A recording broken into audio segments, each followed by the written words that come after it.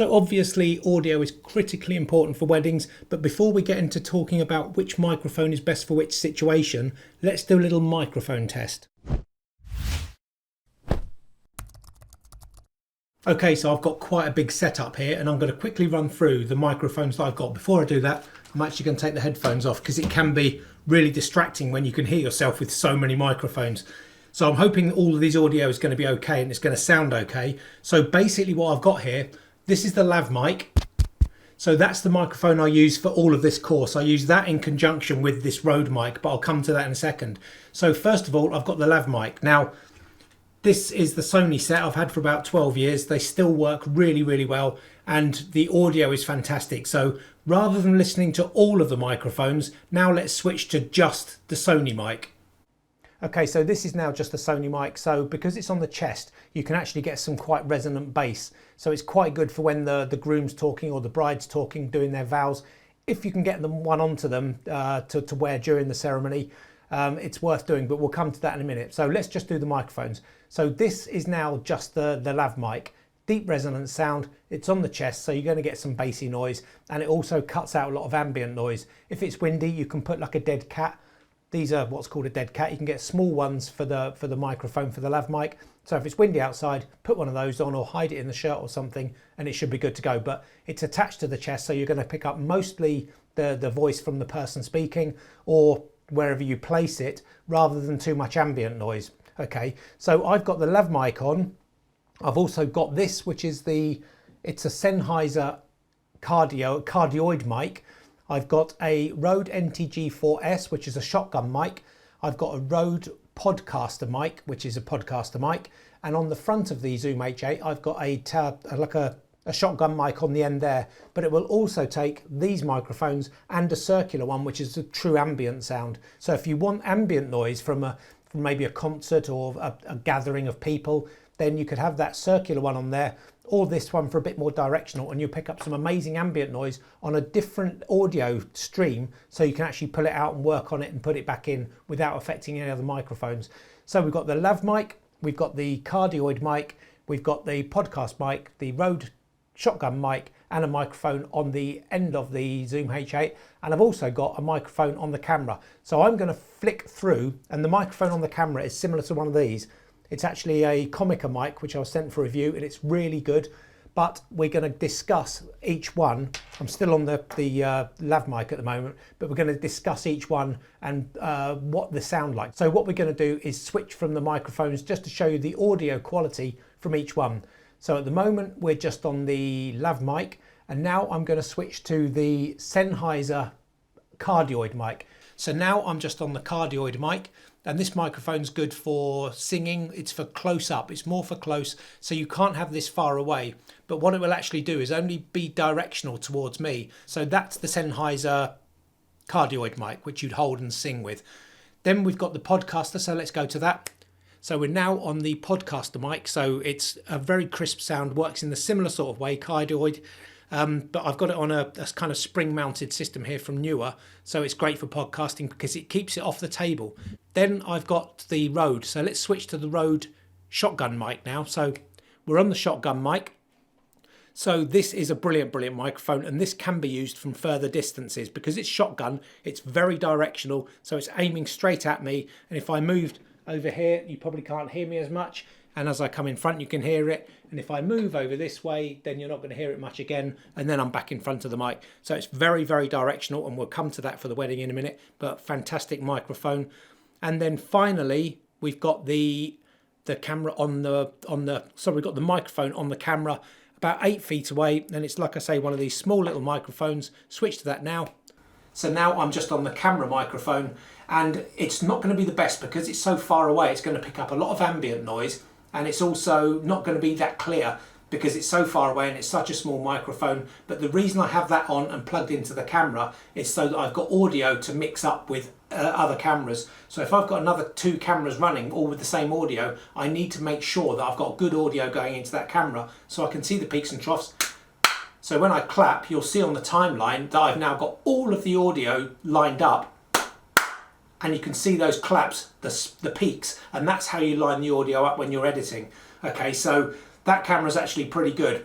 Sorry, the microphone's quite good on there, but it's not perfect for weddings, so I wouldn't use it. It's just there to line up the audio. And then obviously I've got another one there on top of the GoPro. So again, it's getting good audio going into the GoPro as well. So that's all of the microphones. Let's go through them one more time really quickly. So now we're just on the lav mic. How does that sound? That's the lav mic. Now we're going to switch to the Sennheiser. So now we're on the Sennheiser. That's a kind of cardioid mic. We'll come to why we're going to use that in a second. Now let's go to the podcast mic. So now we're on the podcast mic only. How does that sound in comparison? Now let's switch to the Rode NTG4 shotgun mic. So now we're on the shotgun mic. How does that sound in comparison to the others? Now let's go to the Zoom H8 shotgun mic. We're now on the shotgun mic on the Zoom H8. How does that sound? And now we're going to go to the camera, the microphone on the camera. So now we're on the microphone on the camera. How does that sound? And now we're on all of the microphones. So now it's probably a bit overwhelming. It sounds a bit crazy. So you don't want all of that audio. What you need to do is pick and choose one or two. So let's go back to the lav mic. So now we're just on the lav mic to finish this section off. So that's just an indication of what microphones are available to you and what types of mics are available to you. But I'm now going to put all this away, and then we're going to talk about which microphone you'd use for which situation when filming a wedding. Oh, before I go, I've actually been filming the levels on the Zoom H8 just so you can see on the video now how it works when you're actually making sure that the audio levels are good. So I'll throw that in now before we go later because I'm going to put all this away. But you can see on the GoPro at the moment what the audio levels are like for each microphone. So they should always, this is why you have headphones on going into the Zoom H8 so you can check every audio level from every microphone, that make sure that none of them are peaking too much, none of them are too low, too high, so you can actually get them all to about the same level, so when it comes to edit it's going to sound fantastic. And that's sometimes why it's worth having an assistant at a wedding, because they can be in charge of audio. Okay, let's get all this away and we'll do the next bit. I hope you found that test useful and that it shows you how you get different audio from different microphones. But what I'm going to do now is quickly run through each microphone and show you where I would use them in a wedding. So I'm going to start with the one on the camera. Like I said, that's a small one of these, a very small directional mic. It's basically better than the onboard microphone. The onboard microphone picks up so much ambient noise, but if you haven't got one of these and you have to rely on the onboard audio, it doesn't matter as long as you're picking up some audio. So you must always check that the camera, even if you're using an external recorder, you need to know that that camera is picking up audio so you can match it up when you come to doing the processing. So one of these just makes it a little bit more directional. The one built into the camera is omnidirectional. It picks up tons of ambient and it's not the best.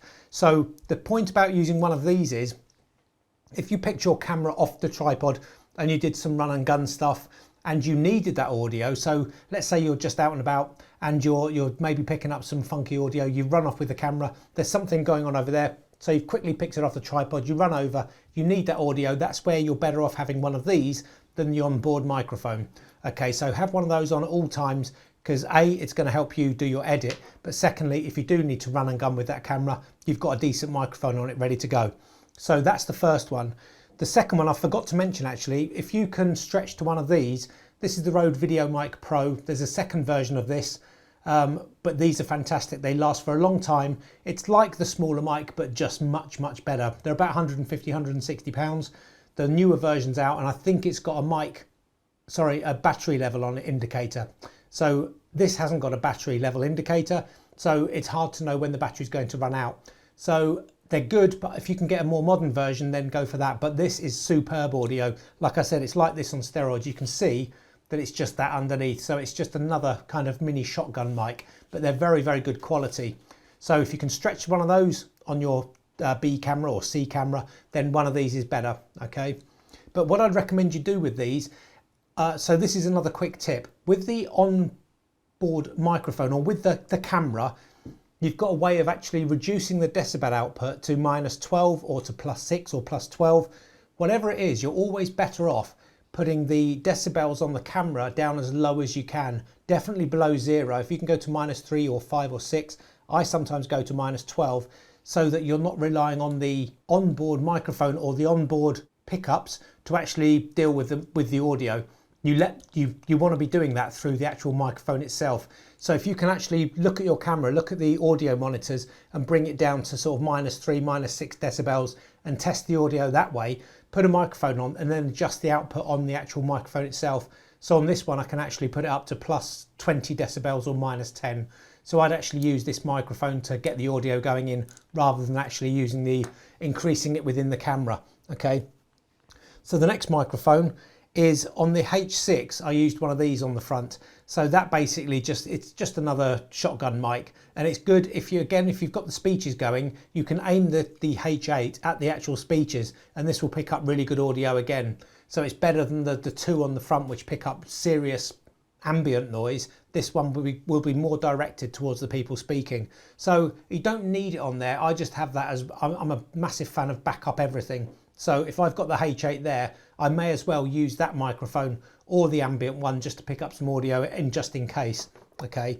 So the next one I want to talk about is the Rode NTG4 Plus. That's the really long shotgun mic.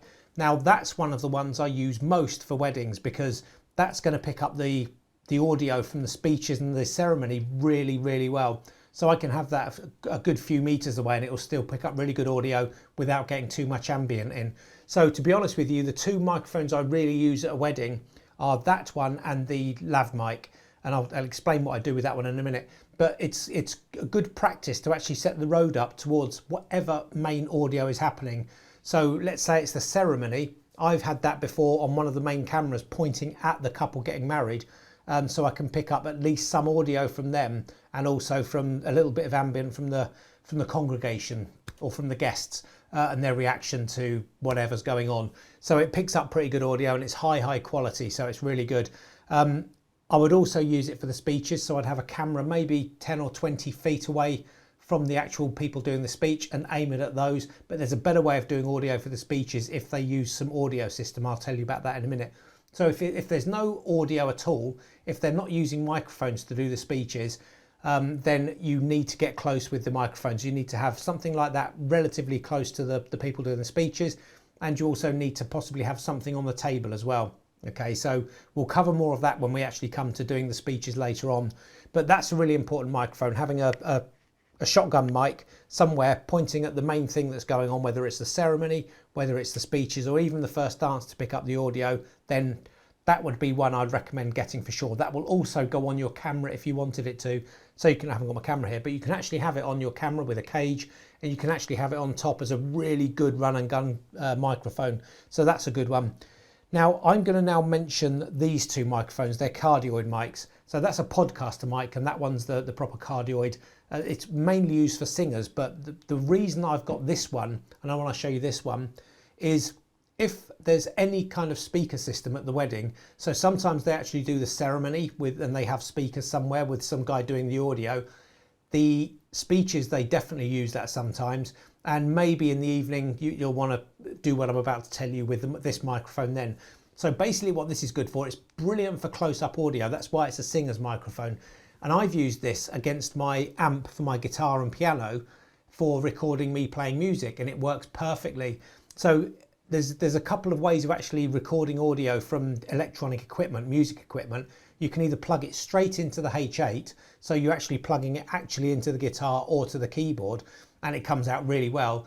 But a lot of the times I've actually plugged this in and had it up against the amp, and it will pick up the audio perfectly. So if when the speeches are happening at a wedding, they've actually got an audio system and the groom and the best man and the father of the bride are passing around a microphone, then I wouldn't really get them to use one of yours. I'd let them use their system. But you would put one of these against the actual speaker that they're using and record all the audio that way. That means you haven't got to keep moving the microphone to face whoever it is talking. This can just go into the speaker and you're going to get perfect audio. But you absolutely must set this up and do a test run before the actual speech starts, because you don't want the audio kind of peaking and becoming really crackly and really distorted. You can actually in the H8 set a limiter so it won't ever go too much. As soon as the audio gets too much, it will limit it below a certain decibel level, normally around I think 12 to 19. So you don't want to be doing that. So you have to test everything to do with audio at a wedding when you first get there just make sure you've got everything set up. So if you're moving from the ceremony and you know where the speeches are going to be, go in there, get it all set up, and go there the day they're setting it up as well, and ask if you can do a practice kind of run just to check the audio levels. I do it with the band when they come on in the evening, because they normally do a kind of sound check. So I'll be there and I'll have the microphone there when they're doing the sound check, and then I'll set all of my equipment up to match that. So with the speeches, this is good if you can actually get it close to either them holding it or if it goes up against the speaker. Other than that, it's pretty much redundant, because even if I held it there, it's not going to pick up the audio that well. It's got to be close to whatever it is the audio is coming from. But a really, really good mic, and Sennheiser are one of the best mics. Really heavy, really good microphone. I had it years, and it's just a fantastic mic for close-up proximity audio recording. Okay, and it's the same with this one, but this really is reserved for podcasting because it's close, it's big, it's heavy. It's not something you want to be carrying around too much, but it's another alternative to have at the wedding. Because the H8 will accept 8 microphones, but realistically 6 without an attachment, you can actually have this just as backup mic. It doesn't make a lot of difference because it doesn't take up too much on the memory card. So if you have got extra mics, I could have these. If there was a band playing, I'd have maybe one by the drums and getting the realistic sound from the drums, and then having this one by the amplifiers or by the actual output. So you can get really good audio that once you've got it in your computer, you can tweak the levels, you can bring the drums down a bit, you can bring the guitar up, play about with it that way. So really the more mics you can have the better, but the less you can have the better, because you've got less work to do and you've got less setup to do. But that's kind of it on the microphones. I forgot to mention about these. These are all dead cats. So if it's windy and the wedding's outside, I do a lot of outdoor weddings, especially when I lived in Spain. So if you're outdoors, you need one of these, because this will seriously cut the wind noise. There's nothing worse than getting back and all of your audio has got that horrible wind noise on it. So whether it's the lav mic or whether it's any of these microphones, they should always come with a dead cat when you get them. You can get something called a blimp. So if I've got the Rode NTG mic, which is about that long, you can actually put what's called a blimp around it, a really big kind of dome, and then put a dead cat on that, and you shouldn't get any wind noise at all. It's absolutely brilliant. But at the very worst case scenario, whatever microphone you buy, get one of these if it doesn't come with one already, because you will at some point, if you're filming outside, you'll get that wind noise, and these seriously reduce that. You can also get them for the lav mics as well. Okay, so I don't think I've missed anything there. Just one other point. It's worth getting a very long cable for mics at some point as well, because the H8 may have four microphones going into it. One of them may be quite a distance away. So if you set up the H8 with the microphone at the back of the reception when the music's happening, and you've got the Rode NTG for the shotgun mic aiming at the band, then you're quite a way away if you need to put the Cardioid mic up against the speakers or the amps. So you'd need one of these to be long enough to go there and get up to the kind of band. And the same with the speeches. You may have the, depending on where you put the audio recorder, then you may need an extra bit of cable to have another microphone somewhere else. You may want to place something amongst the kind of guests so you can pick up any questions and things like that. So I just wanted to jump in here with a quick edit to let you know that you can actually have these wireless XLR transmitter and receivers. So one of these will actually go into your microphone itself, whether it's the handheld mic or if it's the Rode NTG, one of the shotgun mics, or even the wireless mics. Then you put one of those into the actual microphone, the other one goes into the Zoom H8 or H6, and you're good to go without any wires. My only concern with these is possible latency, where you get a bit of a gap between the transmission, or you could get some sort of interference from loads of people with mobile phones. But I guess you'd get that with the Sony lav mics anyway, and I've never had it. So these are definitely worth exploring. So I thought I'd just jump in quickly and bring these to your attention. The thing is just to get at least 2 microphones and always have one on each of the cameras you use. So even if on all of your cameras you have just one of these, or one of these on your main camera and 2 of these on the other cameras, this will even go on to the, you should also have one on the GoPro as well if that's recording audio. But you should have at least 2 really good microphones that you can place in different places. So I'm going to run through it very quickly. This microphone here, it's very difficult to get onto the couple during the ceremony.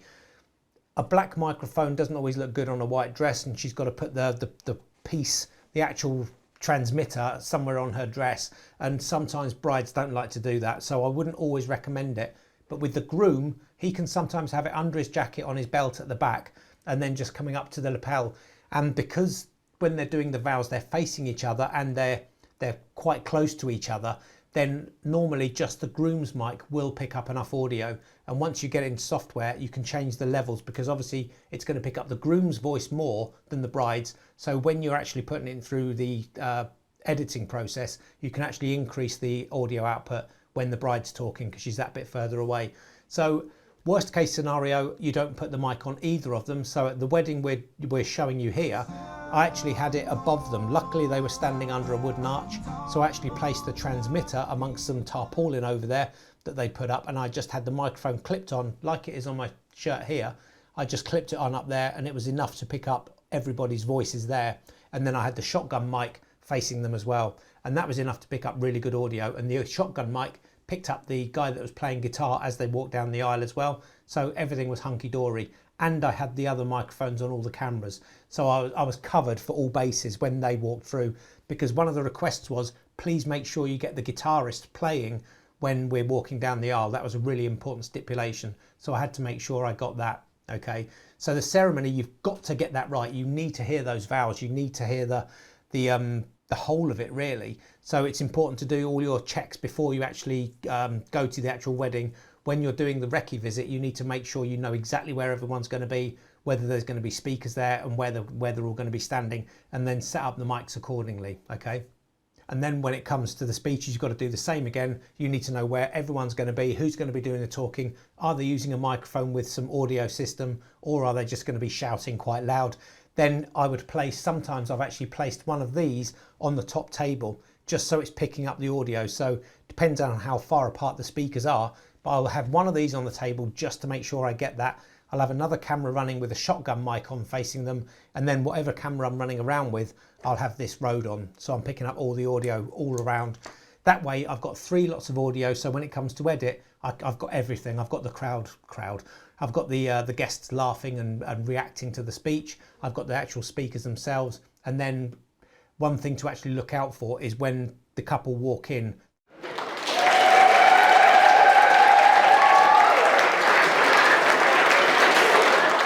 The audio can go right up, and everything will peak because they're all standing up, clapping and cheering, and you need to have that limiter on. Now, I hope this kind of helps, but I'm going to explain one final thing.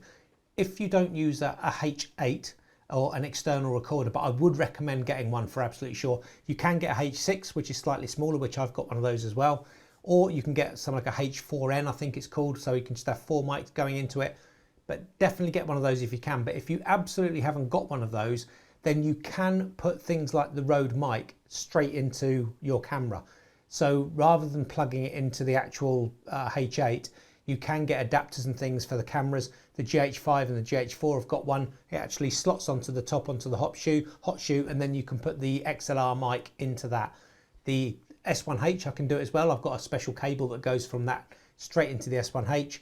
But again, if you are going to do it direct into camera, you've got to make sure all of the audio settings are correct in the camera.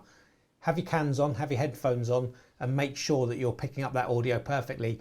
Before the wedding, the day before, just test everything. Test the audio, test your battery levels, make sure that your limiters are on so that if you do get peaks, it's not going to ruin the audio, but just test everything. So there is a way without an external recorder to have a microphone going into every single camera, but you've really got to beware when it comes to things like the actual speeches and the ceremony.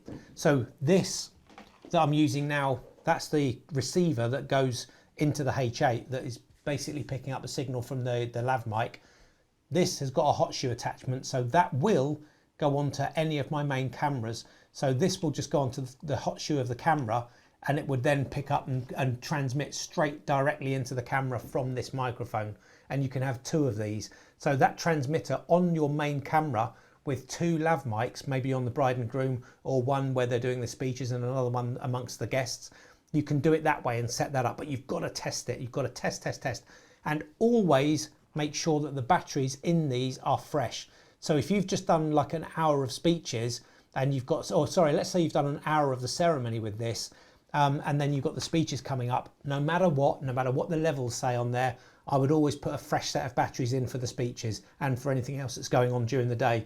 There's nothing worse than having the audio cut out. And that's why you have backup stuff. That's why things like the H8 or a H6 external recorder are good to do.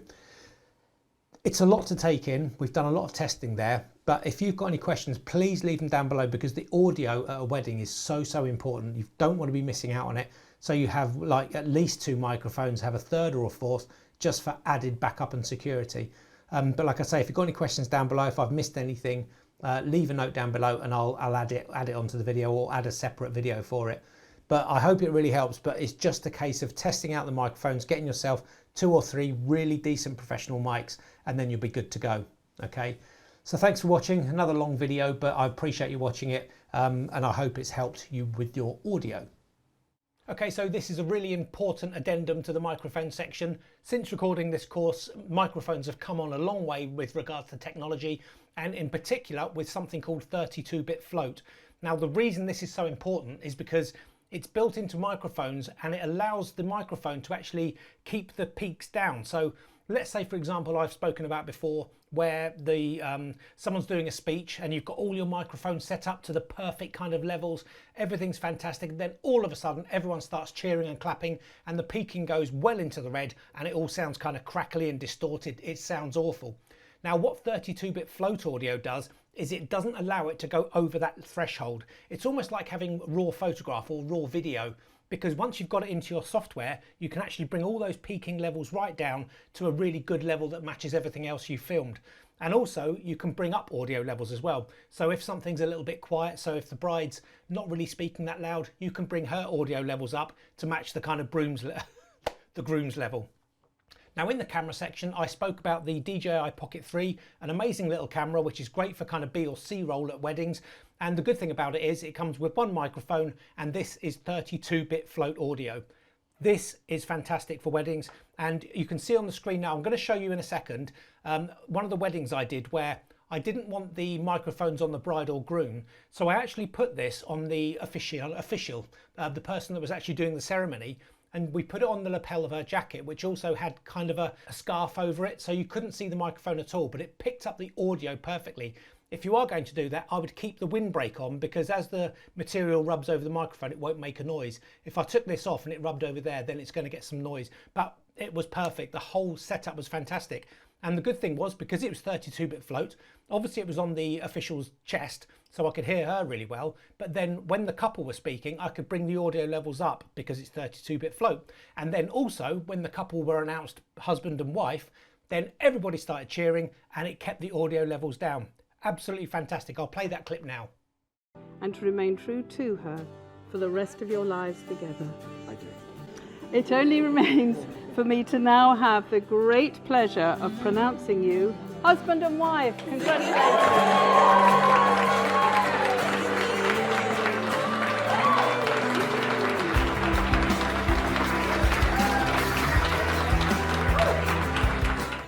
So you can see it worked perfectly. So 32-bit float is perfect, and I'm going to show you some examples at the end of this video. I'm just going to show you one more example in a second, but it's so easy to use. So I would turn on the DJI Pocket 3, and then I turn on the microphone. You probably won't be able to see it on the screen, but as I turn the microphone on, it actually comes up and it connects automatically straight away, and it tells you how much battery power is left in the microphone as well. So it's absolutely brilliant. Gimbal endpoints reached. So it's a really good system, and it's that easy to use. You literally turn everything on, and you've got a green line on here that shows the audio is being captured. You know it's 32-bit float going into here, and you can also use this as a standalone microphone. So even if I turn this camera off, I can still use this with the record button on the bottom and just purely use it as a microphone. Now, these do come in kits. You can get them with a bit that goes on the camera and then 2 microphones, so you could have them on the bride and groom, but you can also place them anywhere where you want decent audio. I've done it in big gigs in massive halls, worked perfectly. So a really fantastic microphone setup from DJI.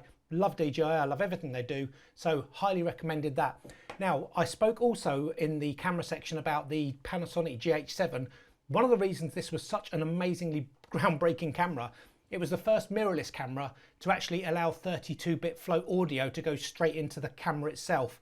And you do that with this section here. This is the DMW XLR2, I think it's called. And this has got 2 XLR ports on the outside here, if I can get them open. So you've got two XLR ports there for microphones. So that could be either a radio mic or it could be a shotgun mic, because this comes with this attachment on here, which will hold a shotgun mic. So you could have that microphone going in here, and you can get 32-bit float or microphones. I'll tell you that in a sec.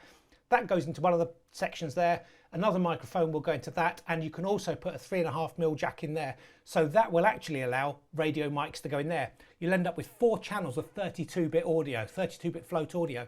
So with just this one camera, with this unit on top, you can get all of your audio going into the actual camera onto 4 separate channels, which you can then play about when editing. It's brilliant. What a fantastic setup. So I'll show you a bit closer there. This whole setup, it's fantastic. It's a relatively cheap camera, but you get the cage on it, you get the extended handle if you're going to have this on, and then you've got the audio on there. It's brilliant. And I've got a Canon lens on the front because I've got the Metabone speed booster. For me, that is a fantastic setup. But it's just still Micro Four Thirds, but I don't care because that is fantastic. So very, very quickly, just to show you some other microphones you can get. So you've got, I'll show you on Amazon now. You've actually got the DJI Mic 2, where you've got the bit that goes on the camera and 2 of those smaller microphones. Then you've got the Rode Wireless Pro Compact, which is also 32-bit float. In fact, all of these are. So Rode are fantastic microphones anyway. So you can either go with DJI if you've got the Pocket 3, or you can go with the Rode if you're just going to use other cameras. Then you've got the Zoom. Now this one's good. You can see it's a white microphone, so it will attach to the bride's dress. You won't be able to see it if it's around the back, and it's got a white microphone. You can also get it in black, I think. So it's very, very good if you're going to have the bride mic'd up, because it's white. It looks fantastic. And that's with Zoom. We know they're a good brand anyway, so that's another one to look out for. Then you've got the Zoom M4, again 32-bit float, but it's a handheld mic. So if they're doing the speeches, you can use that because it's, like I say, with 32-bit, nothing's going to get overblown or go distorted. So you can hand that around. You can link it up to maybe an audio system that they've got there. But again, that's a good option. Then there's the Comica VM40. Comica are great. I've been sent their mics for review in the past and they work really well. So this is a 32-bit shotgun microphone that can maybe go on one of your other cameras. And again, it's not going to overkill that audio. Just brilliant. What a fantastic setup. And then the last one is the Zoom H1 XLR. I've got the Zoom H8, which will take 6 microphones, one on the front, so that's 7. You can put an adapter on to get 8 microphones in going into there. But if you've got a minimal setup, the Zoom H1 will actually have 2 XLR microphones. Again, it's 32-bit float. So if you have one of these on your GH7 or whatever camera you're using, I think this is going to become big with Panasonic in the future. So if you've got a GH7 with that on there, you've got 4 channels of audio going into that. If you had a Zoom H1, £144, you can have 2 more 32-bit float audio channels going into that as well. So you'll end up with perfect audio everywhere. That if it's too quiet, you can bring it up. If it's too noisy, you can bring it down. So I just wanted to share this bit at the end of the microphone section, because if you're going to start out, well, buy all 32-bit audio setups. Trust me. All of the other stuff I spoke about is good and it will work if you've got those already using the techniques that I showed you. But if you're just starting out, or if you want to upgrade your kit, go for 32-bit float with any of those options. Just fantastic. Okay, so thanks for watching. I hope this really helped. Sorry it's a bit of another long one, but we'll see you on the next video.